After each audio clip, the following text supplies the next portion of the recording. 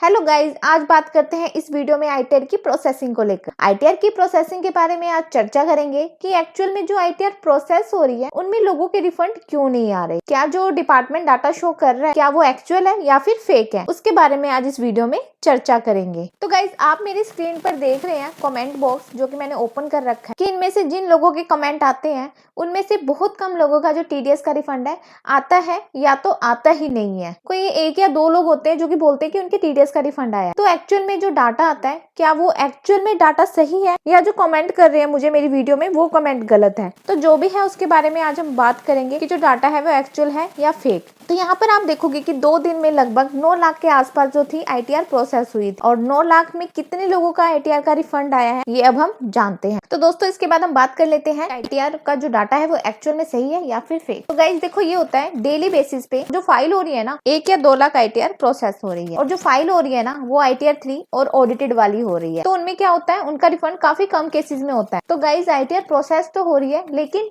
नील वाली ITR process ज्यादा हो रही है और टीडीएस के रिफंड वाली जो आईटीआर है वो बहुत ही कम प्रोसेस हो रही है। जैसे मान लो एक दिन के अंदर 5 लाख आईटीआर प्रोसेस हुई तो उसमें से जो मैं मानती हूँ कि 5 लाख में से 20,000 और 30,000 आईटीआर केवल रिफंड वाली प्रोसेस होती है। बाकी जो भी आईटीआर प्रोसेस होती है वो नील वाली आईटीआर यहाँ पे प्रोसेस होती है। तो देखो, पहले डिपार्टमेंट क्या करता है, नील वाली आईटीआर को प्रोसेस करता है और जो टीडीएस के रिफंड वाली आईटीआर है वो बहुत ही कम नंबर में जो है वो लेते हैं, मतलब उसको प्रोसेसिंग में लेते हैं जो टीडीएस रिफंड वाली होती है। और इसका कारण ये भी है गाइस, जिनके 50,000 से ज्यादा के जितने भी रिफंड है वो डिपार्टमेंट क्या है, 50,000 से ज्यादा के जितने भी रिफंड है लोगों के वो डिपार्टमेंट क्या करता है, अच्छी तरह जांच लेता है, उसको लोकल जो डिपार्टमेंट है उससे उसकी जांच करवाता है। उसके बाद अगर कोई डिमांड है, पहले की कोई डिमांड है पिछले 8-10 साल की, अगर डिमांड आई हुई है तो उसमें उसको सेट ऑफ करता है। उसके बाद ही उनका अगर टीडीएस का रिफंड बनता है तो ही वो जारी करता है। तो ये जो प्रोसेस मैंने आपको बताया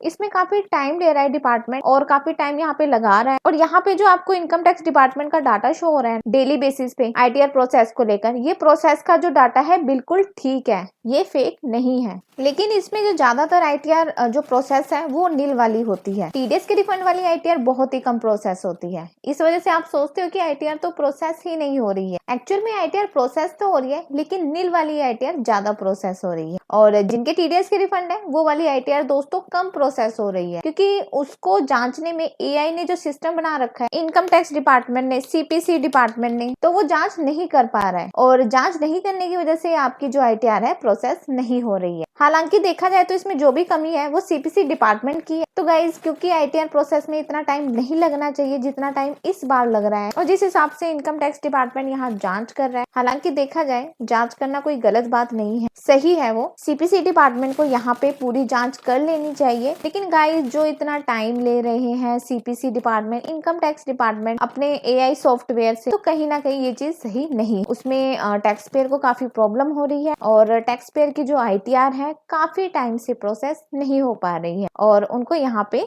टीडीएस का जो रिफंड है वो भी नहीं मिल पा रहा है। तो इस वजह से जो टैक्स पेयर से काफी प्रॉब्लम में है, बहुत लोग परेशान हो रहे हैं। गाइस, एक्चुअल में आईटीआर की प्रोसेस तो हो रही है लेकिन वो नील वाली जो आईटीआर है तो वो वाली आईटीआर ज्यादा प्रोसेस हो रही है। तो यहाँ पर हम इनकम टैक्स पोर्टल पर लॉगिन हो चुके हैं। सबसे पहले आपने यहाँ पेंडिंग एक्शन पे जाना है, देन आपने रिस्पॉन्स टू आउटस्टैंडिंग डिमांड पे क्लिक करना है। तो जैसे ही आप यहाँ पे क्लिक करोगे तो यहाँ पर हमें चेक करना है कि हमें सेक्शन 245 का नोटिस तो नहीं आया है, कोई पिछली डिमांड तो हमारे पास नहीं आई। तो अगर यहाँ पर आपको ऐसा कुछ नहीं मिलता तो आपने पेंडिंग एक्शन पे जाकर ई प्रोसीडिंग वाले ऑप्शन को क्लिक करना है। ई प्रोसीडिंग पर क्लिक करने के बाद हमने यहाँ पर चेक कर लेना है कि हमारे पास कोई डिफेक्टिव रिटर्न का नोटिस तो नहीं आया है, क्योंकि जब हम आईटीआर गलत फाइल कर देते हैं या फिर आईटीआर फॉर्म का गलत सिलेक्शन कर लेते हैं तो हमारे पास डिफेक्टिव रिटर्न का जो नोटिस है वो आ जाता है। तो ये सारी चीजें हमें यहाँ पे चेक कर लेनी है कि हमारे पास कोई नोटिस वगैरह तो नहीं आया है। तो यहाँ पर आप देखोगे कि मेरे केस में यहाँ पर किसी भी तरह का नोटिस नहीं है, तो आपको यहाँ पर भी कोई प्रॉब्लम नहीं दिखती है। तो उसके बाद आपने यहाँ पर ग्रीवेंसेस वाले ऑप्शन पे जाना है,